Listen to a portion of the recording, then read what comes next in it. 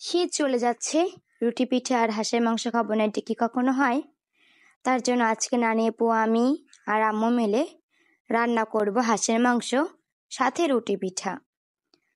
বিসমিল্লাহির রহমানির রহিম। আসসালামু আলাইকুম, কেমন আছেন সবাই?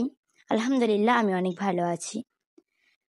প্রথমে আজকে ঘুম থেকে উঠে সকালে নাস্তা সারলাম, তারপর বিছনা গুছালাম।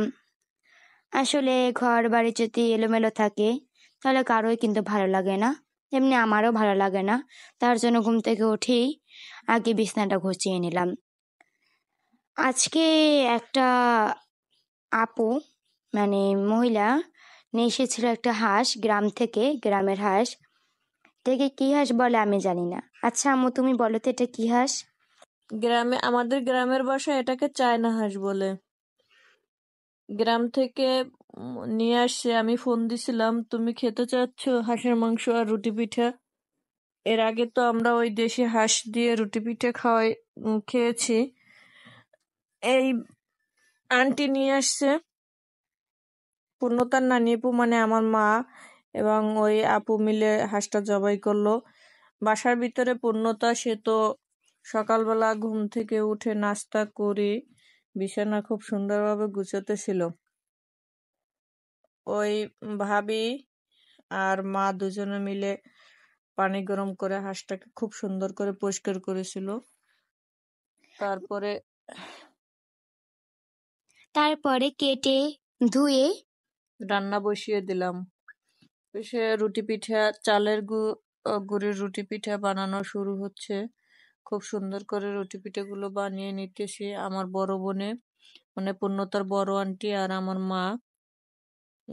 রুটি পিঠা অনেক গোল হয়েছে, সাথে ফুলেও গেছে, খুব ভালো লাগছে দেখে। আমার তো সবকিছু দেখেই জিভে জল এসে পড়েছে, কারণ শীতের দিনে হাঁসের মাংস আর সাথে রুটি পিঠা অনেক ভালো লাগে। আপনাদের কাছে কেমন লাগে কমেন্টস করে জানাবেন।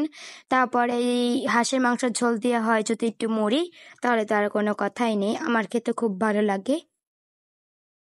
বাসা সম্পূর্ণ গুছানো হয় নাই, সাথে পূর্ণতার খালাতো ভাই মানে আমার বড় বোনের ছেলে, ও হেল্প করছে। এবার পূর্ণতা শোকেস থেকে প্লেট গ্লাস গুলো নামিয়ে নিচ্ছে। আমি মাঝে মধ্যে ওরে কাজগুলো শিখাই, কারণ আমি যখন ব্যস্ত থাকি ও আমার কাজগুলো খুব সহযোগিতা করে, এজন্য অসংখ্য ধন্যবাদ ওকে। আস্তে আস্তে গ্লাসগুলো নামাচ্ছে, কাঁচের গ্লাস একটু সাবধানে নামাতে হয়। আসলে অভ্যাস করুক। এরপরই মেহমান আসলো, আমার ভাইয়া, আমার বড় মামা, এদের খাবার দাবার শুরু হয়ে গেছে। সাথে আছে পূর্ণতার বান্ধবী ও পূর্ণতার নানি আপুর সাথে দিব্যি করে খেতে আছে। কেমন লাগছে পূর্ণতা? হ্যাঁ, অনেক ভালো লেগেছে। তো সবাই আমার জন্য ভালো থাকবেন, আমার জন্য দোয়া করবেন। আজকে আসি, আল্লাহ হাফেজ। ভালো থাকবেন সবাই।